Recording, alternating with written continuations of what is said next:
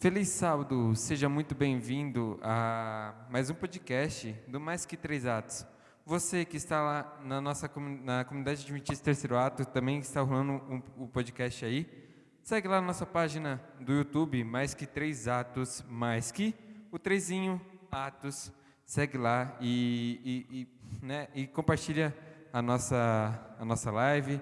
Dá um like também, se você não deu ainda, dá um like na nossa live, que você ajuda muita gente, se a gente vai saber se você está gostando ou não das nossas lives. E também segue a gente no... De novo. Som.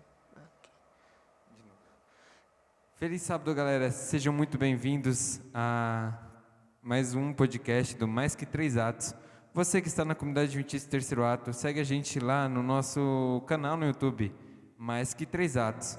Você que está aí no Mais Que Três Atos, não deixe de compartilhar, não deixe de dar o like, porque assim a gente vai saber se você está gostando ou não das nossas lives. Então segue a gente e deixa o like. E também segue a gente no Instagram também, que está em alguns lados, acho que nesse lado aqui.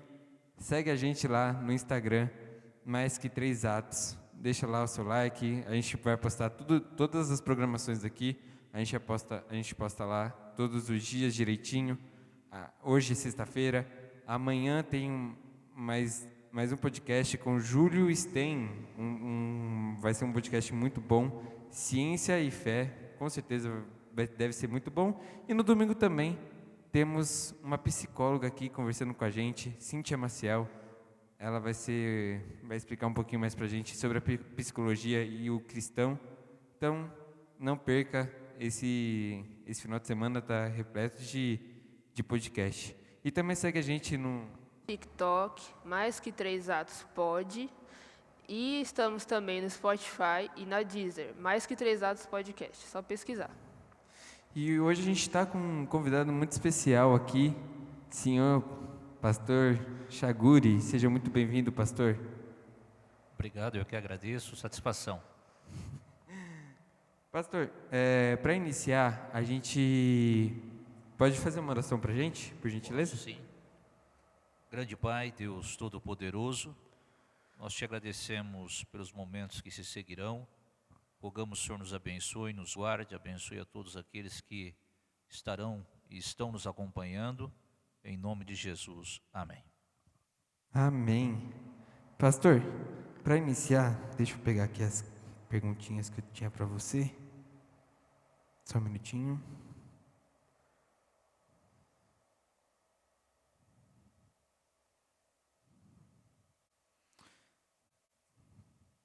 Live assim, ao vivo assim mesmo. Não tem. Bom, mas para iniciar, pastor, conte um pouquinho mais sobre a sua vida, como você decidiu ser pastor, se você nasceu na igreja mesmo, ou se conheceu a igreja quando era adolescente. Conte um pouquinho sobre a sua história. Então, eu conheci a Igreja Adventista já na juventude. Não nasci em lar adventista, porém, eu tive uma avó materna que era adventista do sétimo dia, e desde criança ela nos ensinava os caminhos de Deus. Quando ela ia até a nossa casa, morava em outra cidade, morava no interior do estado de São Paulo, em uma cidade chamada Rosana, que fica no Pontal do Paranapanema, e quando ela saía de Araçatuba, que ela morava em Araçatuba, ia até Rosana passar uma temporada conosco, ela ensinava a palavra de Deus e nos acompanhava. Ela era uma mulher muito temente a Deus. Mas depois meu pai sempre trabalhou na área do comércio, e meu pai resolveu abrir um comércio no litoral paulista, em Peruíbe. E nós mudamos de Rosana, saímos de um extremo, fomos para o outro, e fomos para Peruíbe, e lá eu conheci a igreja adventista mais profundamente, né?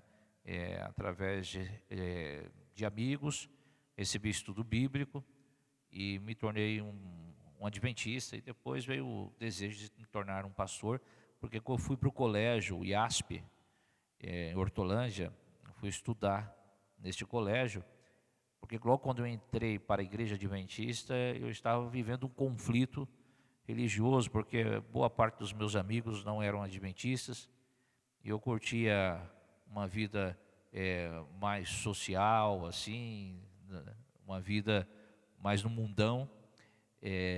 Meus amigos eram surfistas, tal, então vivia um conflito. E o pastor falou assim: olha, você quer ir para o colégio? Aí me mandou para o colégio, e lá no colégio eu tomei a decisão de ser pastor.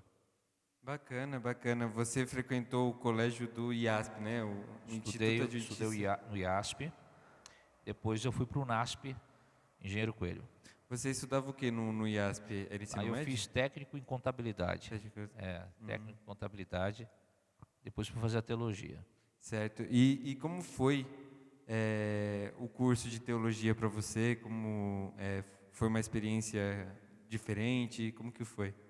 Então a religião sempre esteve presente na minha família, apesar de nós não éramos adventistas, mas meus avós paternos eram padres maronitas, porque meu pai ele é árabe.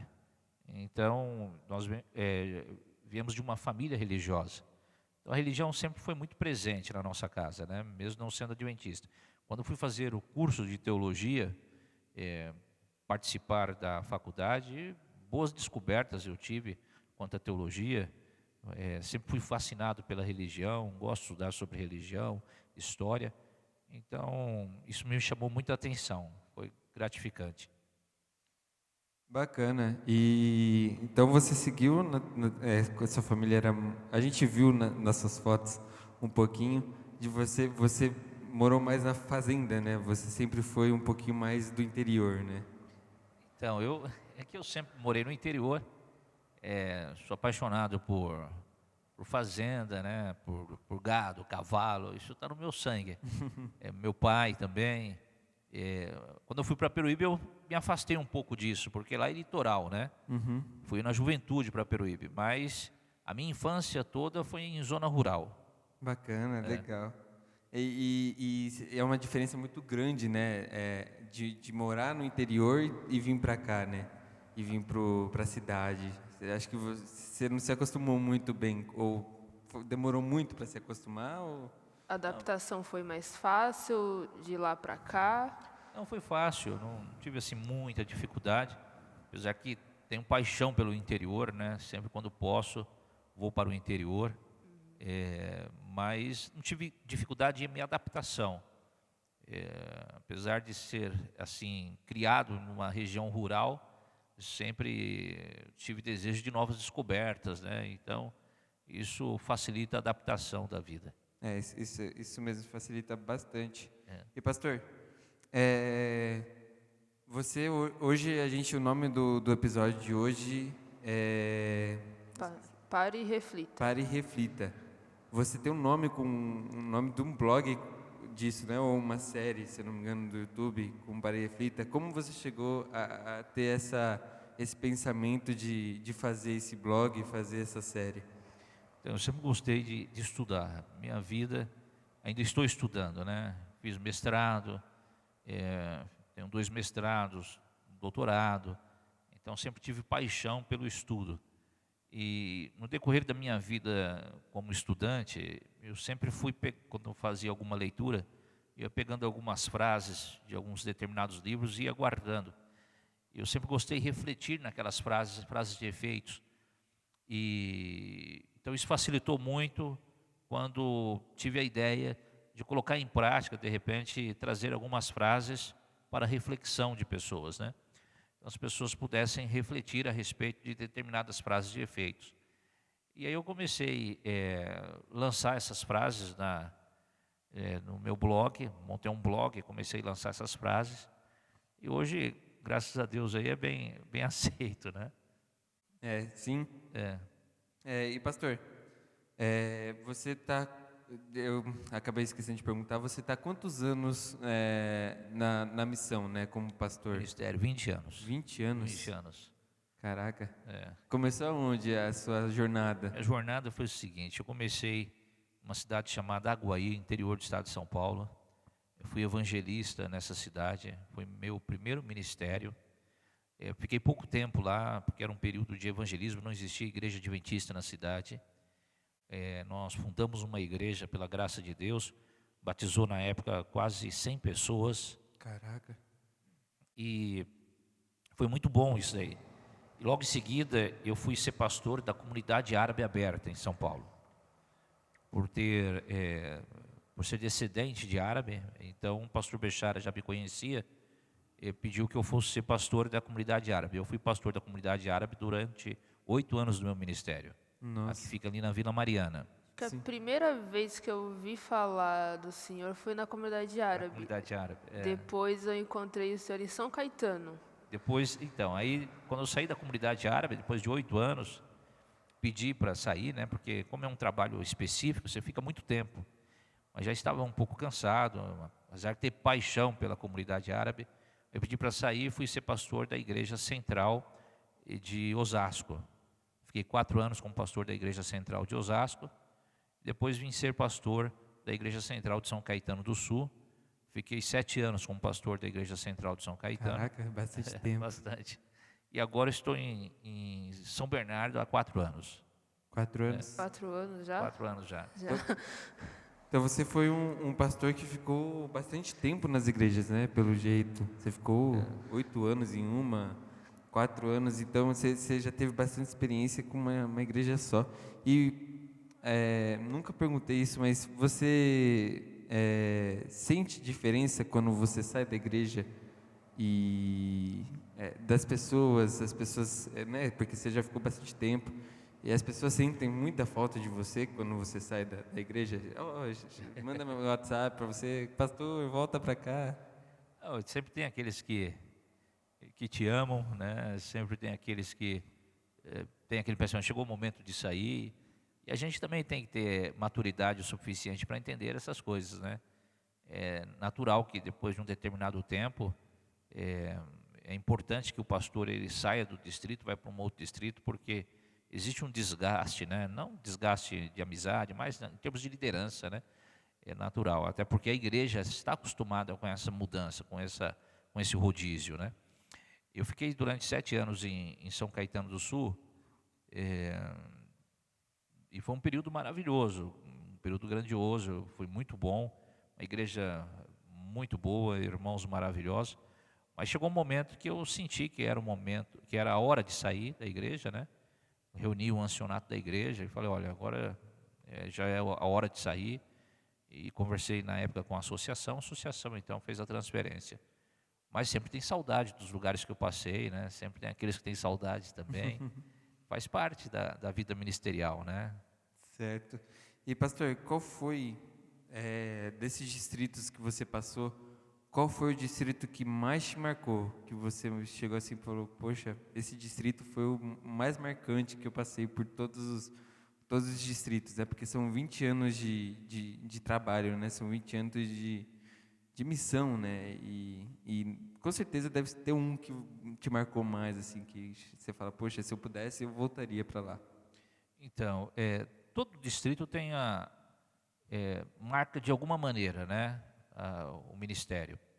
Por exemplo, tem as suas peculiaridades. Você vai na comunidade árabe aberta, por ser meu primeiro distrito, é um local que eu tenho paixão, amor, né? Iniciei aquele projeto junto com o pastor Assad Bechara, então a gente tem muito carinho, e sou especializado nessa área de islamismo, e tem um livro publicado nessa área, então tudo isso daí faz com que a gente tenha um grande apreço pela comunidade árabe, não que os outros nós não tenhamos apreço, né? Sim. Mas a comunidade árabe foi assim o pontapé inicial na minha vida ministerial. Tive grande oportunidade de aprender com o pastor Assad Bechara, que foi ali um mestre, um tutor no meu ministério, e louvo a Deus por isso. Osasco foi um distrito que me marcou muito pela amizade, né? Aquele pessoal é um distrito assim muito amigo do pastor, receptivo ao pastor, então me marcou muito pela amizade. São Caetano me marcou muito pela, como eu posso dizer, a igreja é uma igreja mais exigente, então faz com que nós nos aperfeiçoemos, nos aprofundemos no ministério. Então me marcou porque São Caetano me obrigou, digo, entre aspas, né, me obrigou a me aprofundar mais na minha vida ministerial, me obrigou a me aprofundar mais nos meus estudos, porque é um pessoal ali que tem um nível de escolaridade acima um pouco da média, né? Então, para mim foi assim muito importante São Caetano do Sul, até porque eu fiquei 7 anos lá, Bastante né? tempo. Então, tenho muito carinho pela igreja de São Caetano do Sul.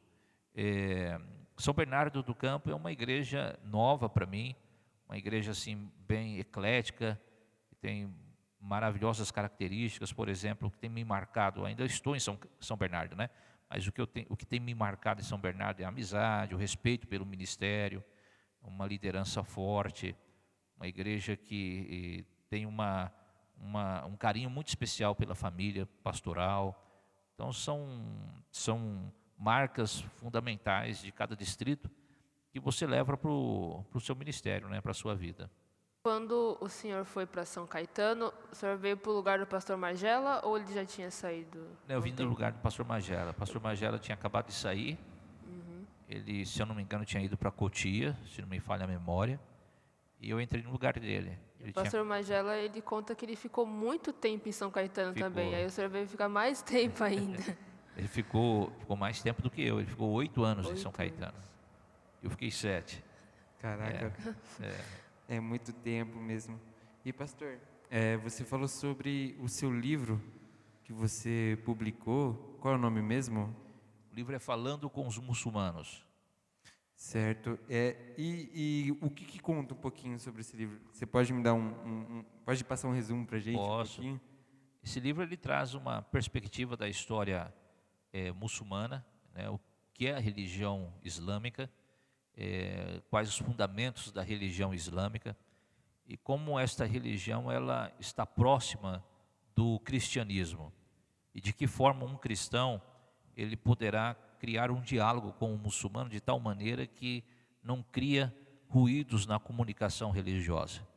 Então é um livro que traz pontos históricos, pontos de diálogos de comunicação, pontos estratégicos. É um livro que envolve história, missão. É um livro, graças a Deus, foi um livro bem aceito no meio acadêmico. O Mackenzie já utilizou esse livro nos cursos de pós, do Mackenzie para a área de teologia. Bacana. Então é um livro assim que Deus nos ajudou para que se tornasse uma realidade, né? E pastor, você é islâmico, né? Ou seu pai era islâmico? Não, nós éramos cristãos. Cristãos? Sempre fomos cristãos, Aham. mas cristãos maronitas, né?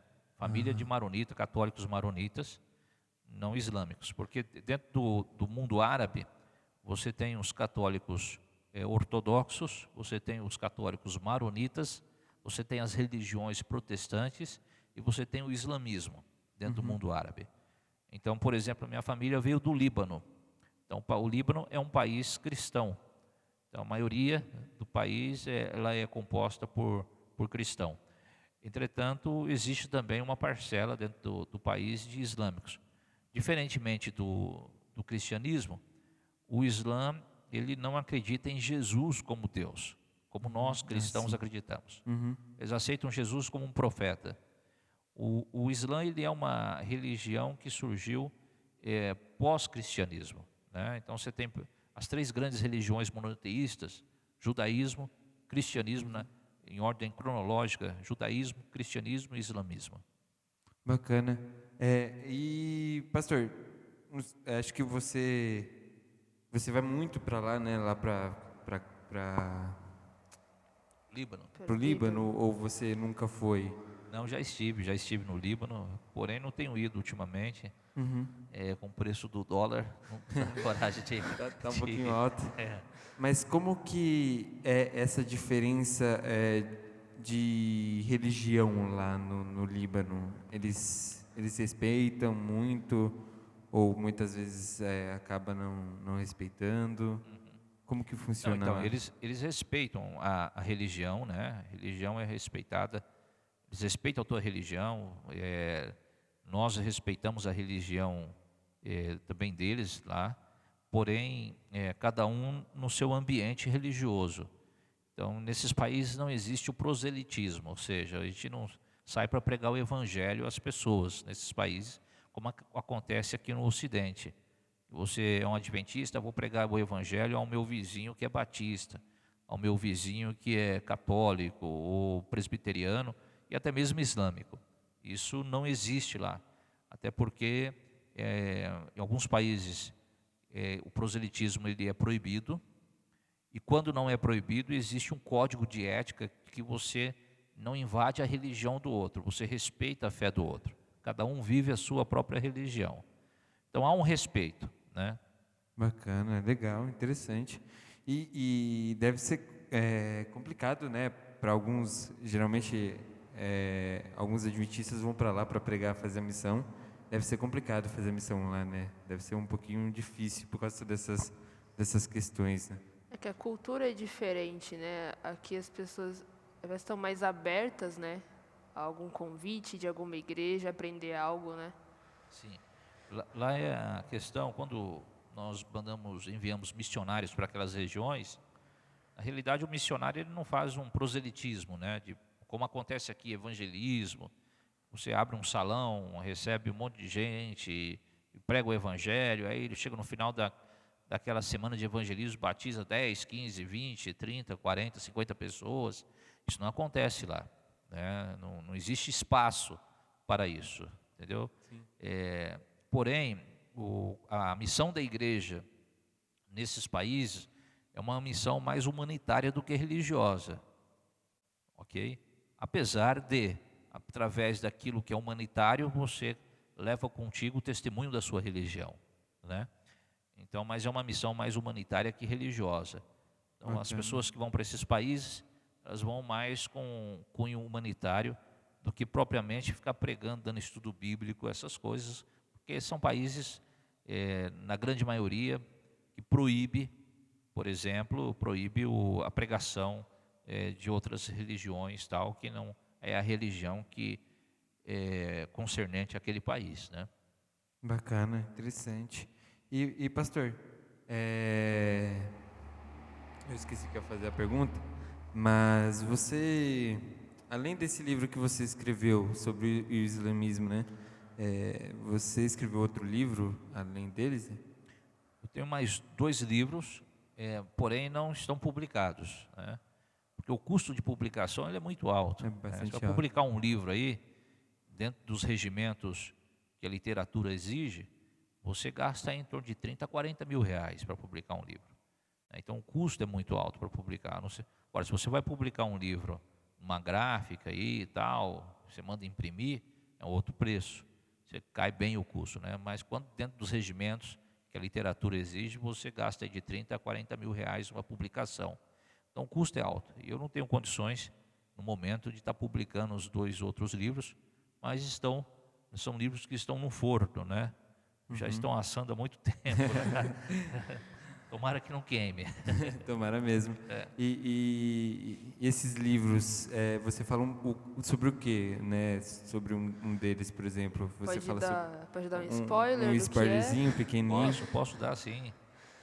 Um livro é sobre Moisés, o príncipe do Egito, das lamúrias da infância à libertação, onde eu trato da cultura que Moisés recebeu no Egito e como ele teve que desvencilhar essa cultura quando esteve com o judaísmo, né, quando ele foi chamado por Deus para ser um libertador do povo judeu.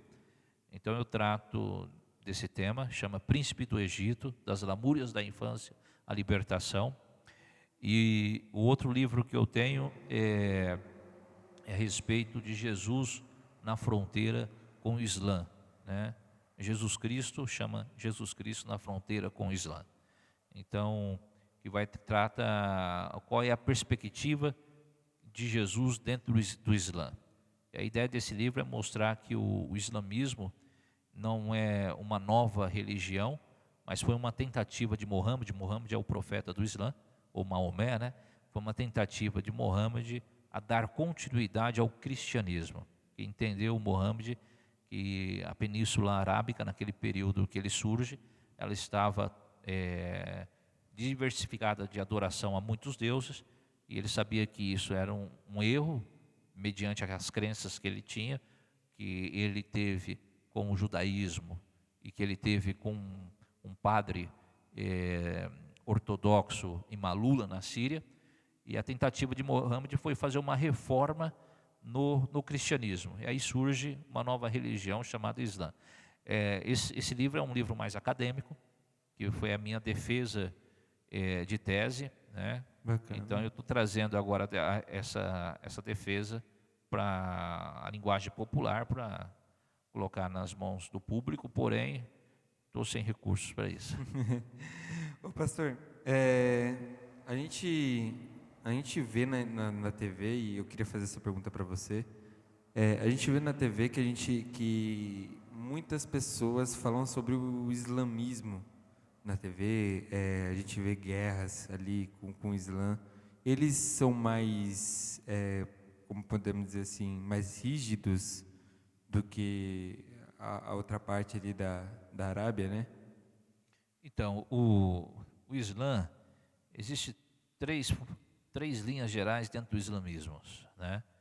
Então, para eu explicar assim de uma forma simples para que entendamos, é como se você tivesse, por exemplo, adventista da reforma, adventista do sétimo dia e adventista da promessa. São três linhas que vêm de uma mesma raiz. No islamismo nós temos a mesma coisa.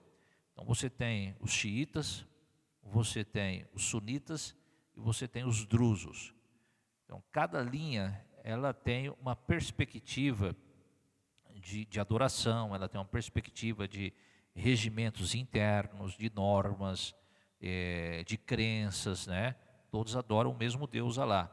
Mas porém cada linha tem uma visão política, social, porque o Islã, diferente do cristianismo, o Islã tem uma visão da teocracia, é Deus coordenando o mundo, né? O cristianismo entende que Deus coloca homens, mas de repente esses homens podem fazer a vontade de Deus ou não, mediante os desejos humanos.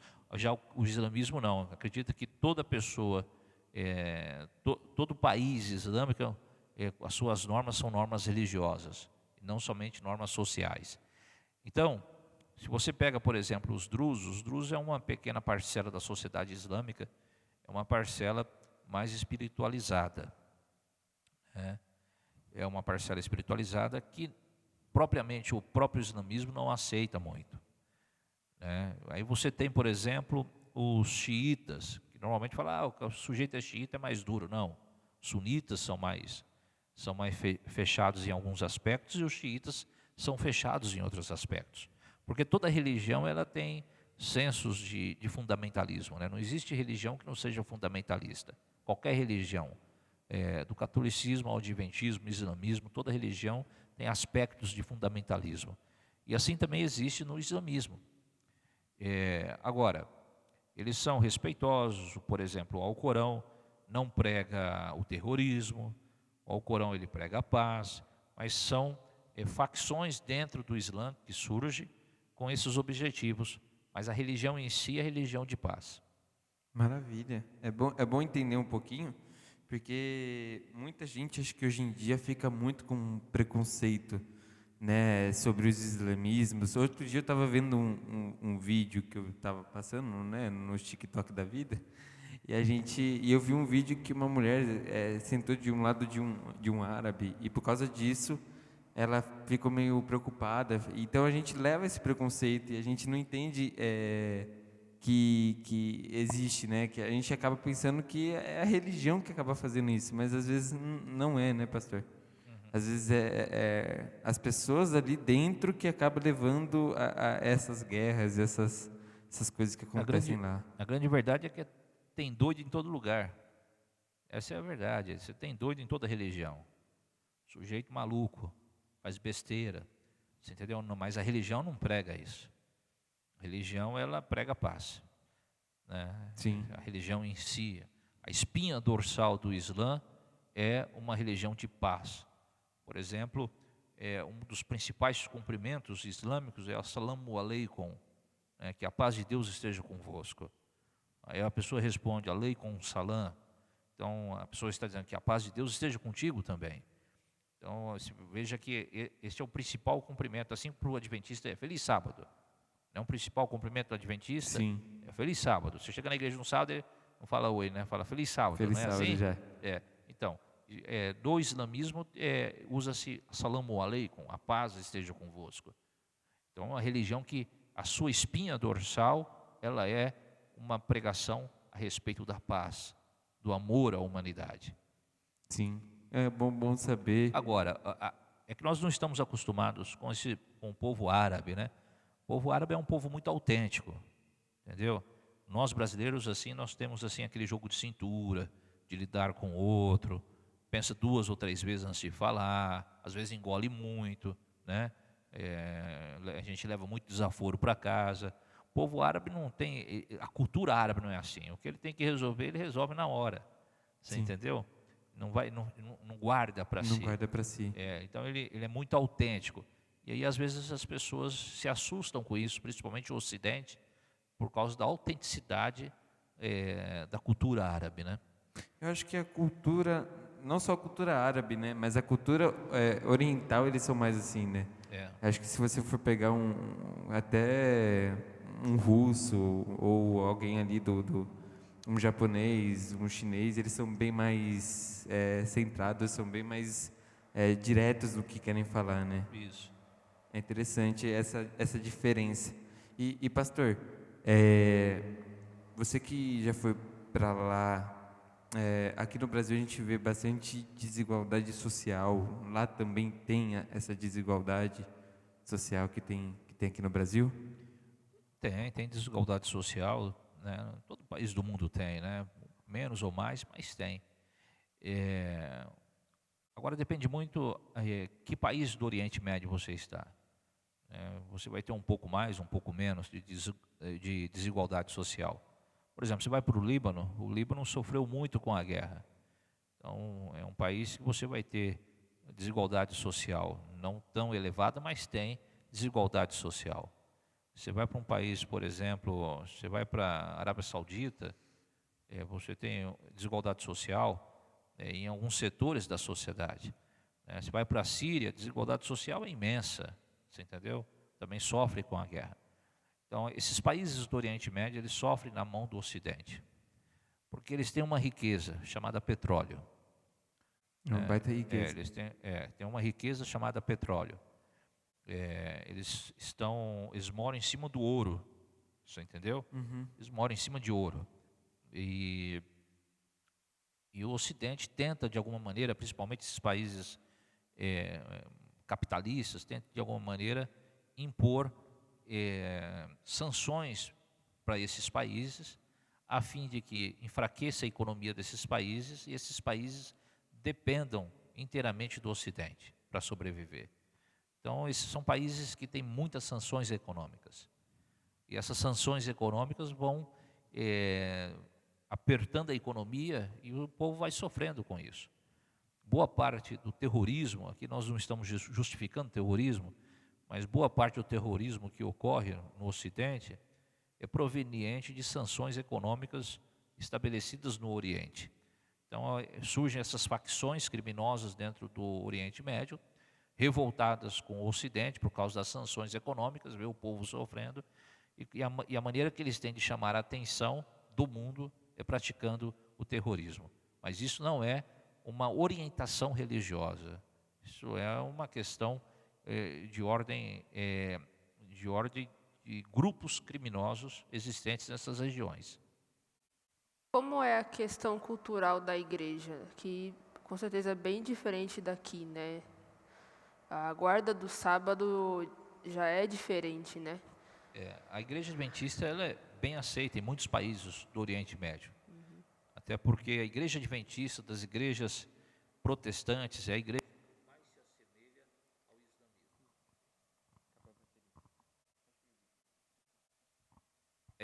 islamismo. A igreja adventista, como eu estava dizendo, é a igreja que mais se assemelha ao islamismo. Por quê? O Alcorão fala a respeito da guarda do sábado. Apesar deles guardarem a sexta, mas fala da guarda do sábado, né? O Alcorão fala a respeito de não comer carne de porco. O Islã não come carne de porco, não bebe bebida alcoólica. Como nós, adventistas, também não fazemos o uso da carne imunda, ou seja, da carne de porco, e não fazemos o uso da bebida alcoólica, né?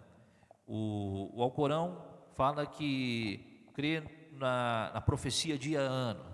O Alcorão crê na volta de Jesus Cristo, não como nós acreditamos, mas crê que Jesus há de voltar a esta terra, né? Issamacir, eles chamam a volta de Cristo. O Alcorão crê em vários sistemas doutrinários que nós acreditamos. Então, a Igreja Adventista ela é muito próxima do islamismo. E a Igreja Adventista é muito bem aceita nesses países islâmicos, pela proximidade, né? Tem muitas pontes que ligam a esses, da Igreja Adventista que ligam a essas condições religiosas islâmicas. Então, por exemplo, no Iraque, a única igreja protestante que existia no Iraque na época de Saddam Hussein era a Igreja Adventista do Sétimo Dia, né? Então, a gente estava no Iraque, a gente não podia fazer proselitismo, ficar pregando o evangelho para o vizinho, para isso ou para aquilo, mas a igreja estava presente ali. Como são os cultos lá, que o pastor Vinícius Aguiar participou de um episódio com a gente, ele falou que a forma que a Áustria cultua, né, no dia de sábado, a forma que a igreja age é diferente, né, em relação aos hinos, aos sermões. Como que é no Líbano, no Oriente Médio? No Líbano, especificamente, onde eu tive a oportunidade de estar na igreja adventista, o culto acontece muito próximo do que ocorre aqui na nossa igreja, aqui na igreja no Brasil, né? Não muito diferente. Tem a escola sabatina, em seguida tem o culto. A música é uma música mais erudita do que a nossa aqui, que é uma música que tem um cunho mais ocidental, né? Então a música do Oriente Médio é uma música mais erudita. Porém, existe uma grande diferença. As pregações no Oriente Médio, os pastores do Oriente Médio são extremamente assim profundos nas mensagens. São pessoas assim super estudiosas, inteligentes.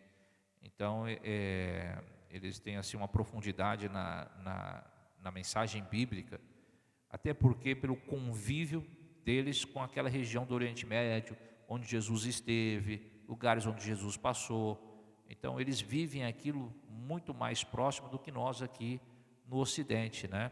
Então, para eles falarem de Sidom, onde Jesus, por exemplo, esteve, ou Tiro, né? Ou seja, qualquer outro local, é muito mais fácil para eles aplicar a realidade atual do que nós que não convivemos lá, que não estamos lá. Então eles têm profundidade, porque eles estão muito próximos de suplementos arqueológicos, muito próximo da história antiga, eles vivem naquela região. Então, pelo mapa daquela época, Jesus passou pelo Líbano também. Passou pelo Líbano, passou. Ah, sim. Sim, né? Eles vivem mais ou menos o que Jesus, né? Podemos dizer assim, mas praticamente é meio que eles vivem o evangelho da onde nasceu, né? Porque o evangelho saiu dali, saiu dali daquela região, né? É como a gente comparar um brasileiro contar a história de Tiradentes e um árabe contar a história de Tiradentes. Quem vai ser mais detalhista na história de Tiradentes? O brasileiro, porque aprendeu isso na escola, conviveu aqui no país, vive essa realidade no país. É uma história do território nacional brasileiro. E o libanês não. Ele quando ele conta as histórias bíblicas, ele está passando histórias que ele está vivenciando ali, né? Ele conhece muito bem. Então ele é muito mais detalhista e tira muito mais lições das histórias bíblicas do que nós, pregadores do Ocidente. Sim, isso é verdade. Pastor? Vou dar um exemplo, posso dar um exemplo? Pode, por exemplo, sim. Eu estava no Líbano, e eles estavam falando, era uma pessoa que estava pregando, um pastor, a respeito de ação social. O sermão era sobre ação social, ajuda humanitária, alguma coisa assim. Aí ele citou o nome ADRA. Aí ele falou assim, algo que eu jamais tinha ideia disso e não sabia, aprendi lá. Ele falou assim, ADRA nós não usamos aqui no Oriente Médio, este nome, porque ADRA no Oriente Médio é uma santa católica no Oriente Médio. Então, você vê, E a gente não tem essa noção. Mas ele falou, Adra no Oriente Médio é uma santa católica, como é, por exemplo, a Virgem Maria aqui no Brasil. Então, no Oriente Médio é uma santa católica. Então, essas informações do contexto cultural, eles têm com mais facilidade do que nós, que vivem ali, né? Sim, cada país é um jeito diferente de pregar o evangelho, né? Tem que ter um jeito, porque senão a gente não consegue chegar ao mundo inteiro, né? E os seus pais ainda são católicos? Meus pais são adventistas. São adventistas? Eu me batizei primeiro. Batizou eu e meu irmão caçula. Nós éramos em 4 irmãos, eu tenho um que faleceu, um mais velho do que eu. E batizou eu e o caçula. E depois batizou os meus pais. 10 anos depois batizaram os meus pais. Aliás, 8 anos depois batizaram meus pais. E minha irmã foi batizada também agora já bom tempo depois, quando eu fui pastor em São Caetano do Sul. E meu irmão que faleceu, ele aceitou Jesus nos 30 minutos antes da sua morte. Caraca. O senhor teve o privilégio de batizar algum familiar já? Batizei a minha irmã, batizei meu pai, minha mãe, não tive condições porque não era pastor ainda. Mas batizei minha irmã, batizei os meus filhos, né? Primos. Uma das melhores partes, né, de ser pastor é batizar os seus familiares, né? Sim, uma bênção. E você foi um dos primeiros adventistas a chegar na sua casa, né? Foi além da sua avó, né? Na minha casa, naquele núcleo familiar, sim, né? Minha avó já era adventista. Sim. A avó materna, mãe da minha mãe. Mas ali no núcleo familiar, eu fui o primeiro adventista a chegar. E foi difícil, né? Você chegar, por exemplo, no dia que você se batizou, chegar para sua mãe e falar, me batizei. Ela teve algum preconceito na época Não. ou ela aceitou? Meus pais aceitaram. Meus pais sempre respeitaram religião, né? Apesar de não serem adventistas na época, mas eles sempre respeitaram a igreja adventista, né? E quando me batizei, eles ficaram felizes, né? Apreensivos, claro, normal, né? Porque você está entrando numa nova religião e tal, mas nada que interferisse a nossa vida, nada disso. Bacana. Sempre apoiou. Interessante, é bom ver famílias assim, né? Que gostam de apoiar, porque muitas pessoas acabam sofrendo muito com essa questão. Mas, pastor, a conversa está boa, a gente está aqui discutindo bastante, conversando bastante, mas infelizmente a gente tem que terminar por aqui. Hoje o episódio foi um pouquinho curto, porque o pastor tem outros afazeres. Mas, pastor, eu acabei quebrando o protocolo aqui do podcast, me desculpa, mas a gente tem um presente para você. Obrigada. A gente tem um presente, tomara que você goste. Posso abrir aqui? Pode. Beleza. Acho que eu não vou gostar. Como não? Gostei demais. Um presentinho. Ainda mais com o que está dentro aqui ainda. Melhor ainda. Um Obrigado, presentinho para você. E, pastor, você quer falar mais alguma coisa para a gente? Quer falar mais alguma coisa para o público que está te assistindo? Eu quero dizer o seguinte: primeiro, agradecer a vocês pelo convite. Muito obrigado pela oportunidade. Agradecer também o pastor Magela, né? Pastor aqui do Terceiro Ato, também pela oportunidade. E a minha mensagem para aqueles que são adventistas e às vezes ficam com dúvidas quanto à vida religiosa na igreja, né? A mensagem é que vocês permaneçam nesta fé. Eu vim de uma outra religião e é a igreja que mais se aproxima das veracidades bíblicas. Eu já estudei religião, sou um cientista da religião porque tenho formação nessa área pela PUC. E quando a gente estuda as religiões, a igreja adventista é a igreja que mais se aproxima do que a verdade bíblica nos apresenta. É a igreja de Deus, e às vezes a gente se chateia com alguma coisa, mas essa é a igreja que Deus levantou para a pregação do Evangelho nesta terra. Amém. E você que está aí na comunidade adventista terceiro ato, eu esqueci de mudar a câmera, peraí, agora sim. Você que está aí na comunidade adventista terceiro ato, muito obrigado por ter acompanhado mais uma transmissão com a gente. Que Deus te abençoe grandemente. E você que está aí na Mais Que Três Atos também, muito obrigado por assistir. E você, acabei esqueci de falar, mas você que está na comunidade adventista terceiro ato, segue a gente lá no nosso canal no YouTube, Mais Que Três, o trezinho Atos. E também segue a gente no Instagram, tá nesse canto aqui. Segue lá, tem um QR Code. Coloca o QR Code, aí você escaneia, você já vai direto para a nossa conta do canal do Instagram. Segue a gente lá, curte também esse vídeo, compartilha, que você vai ver que você vai estar levando esperança para outras pessoas, como o pastor Wanderson fala.